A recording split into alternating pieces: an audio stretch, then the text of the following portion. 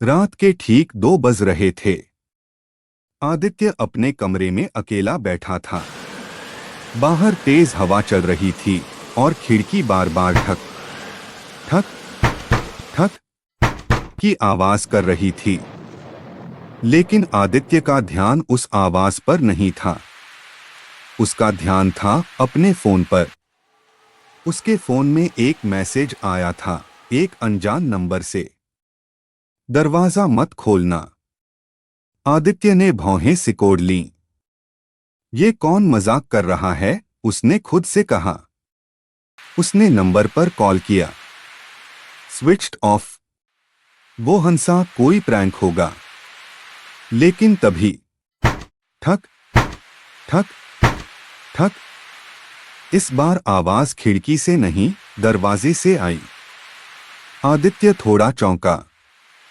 इस टाइम कौन आया होगा? वो धीरे धीरे दरवाजे की तरफ बढ़ा। फिर अचानक फोन फिर से बजा। वही नंबर। उसने जल्दी से मैसेज खोला। मैंने कहा ना, दरवाजा मत खोलना। अब आदित्य थोड़ा डर गया।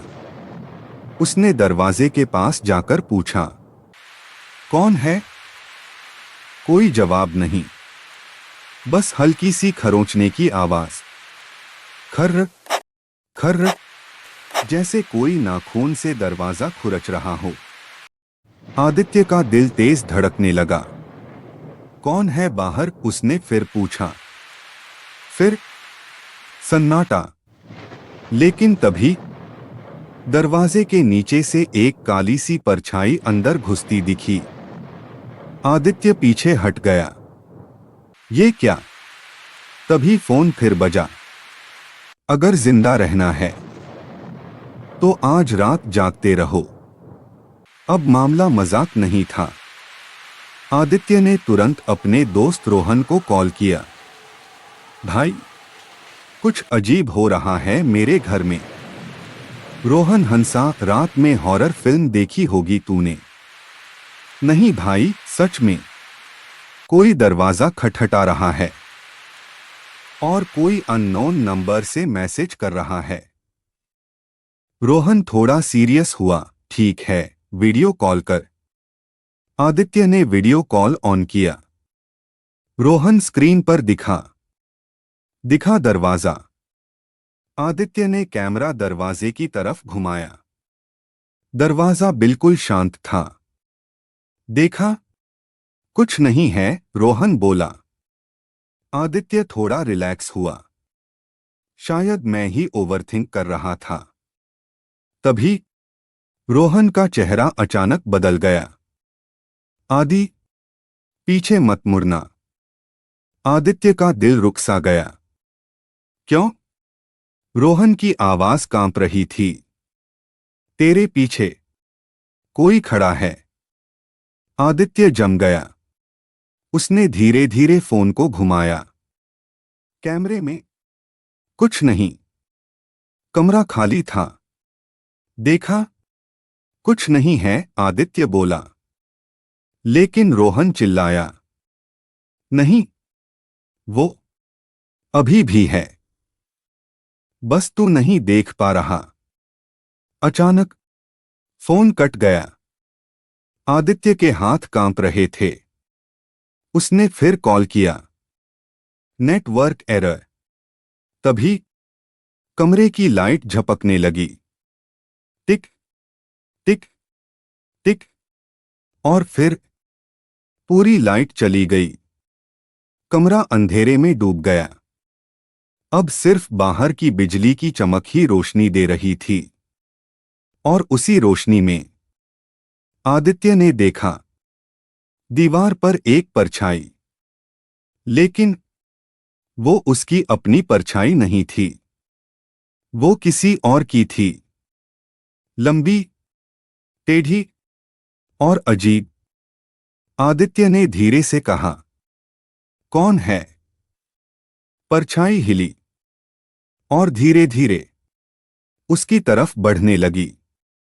आदित्य पीछे हट गया। उसका पैर टेबल से टकराया और वो गिर पड़ा। फोन उसके हाथ से छूट गया। फोन की स्क्रीन अपने आप ऑन हो गई और उस पर नया मैसेज आया। अब बहुत देर हो चुकी है। आदित्य ने घबराकर फोन उठाया। तू है कौन?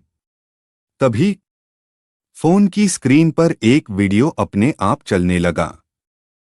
वीडियो में आदित्य का ही घर दिख रहा था, लेकिन वीडियो में दरवाजा खुला हुआ था और अंदर कोई खड़ा था।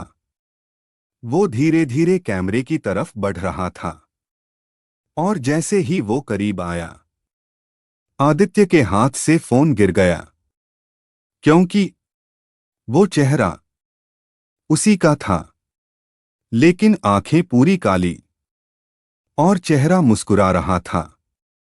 तभी पीछे से आवाज आई, मुझे अंदर आने देने के लिए धन्यवाद। आदित्य ने धीरे धीरे पीछे मुड़कर देखा। दरवाजा खुला हुआ था और वहां वही खड़ा था, उसका दूसरा रूप। तू कौन है? आदित्य कांपते हुए बोला। वो मुस्कुराया। मैं तू ही हूं, बस वो जिसे तूने हमेशा दबा दिया। मतलब तेरा डर, तेरी नफरत, तेरी गुस्सा, सब मैं हूं। आदित्य पीछे हटता गया। नहीं, ये सच नहीं है। वो आगे बढ़ा। आज तूने खुद मुझे बुलाया है। मैंने? हाँ, जब तूने पहली बार डर महसूस किया, तभी दरवाजा खुल गया। कमरे की हवा ठंडी हो गई। आदित्य का सांस लेना मुश्किल हो रहा था। अब क्या होगा? वो मुस्कुराया। अब हम एक हो जाएंगे। अचानक पूरा कमरा हिलने लगा। दीवारों पर दरारें आने लगीं और वो परछाई धीरे धीरे आदित्य के अंदर घुसने लगी। आदित्य चिल्लाया, नहीं। और फिर सब कुछ शांत हो गया। अगली सुबह रोहन आदित्य के घर पहुंचा। दरवाजा खुला हुआ था। आदि उसने आवाज लगाई। कोई जवाब नहीं। वो अंदर गया। कमरा बिल्कुल साफ था, जैसे कुछ हुआ ही नहीं। तभी आदित्य पीछे से आया। अरे रोहन, तू सुबह सुबह? रोहन ने राहत की सांस ली। भाई, कल रात तू बहुत अजीब बिहेव कर रहा था। आदित्य मुस्कुराया। कौन सी रात? रोहन चौंका। तू भूल गया? आदित्य की मुस्कान थोड़ी अजीब थी।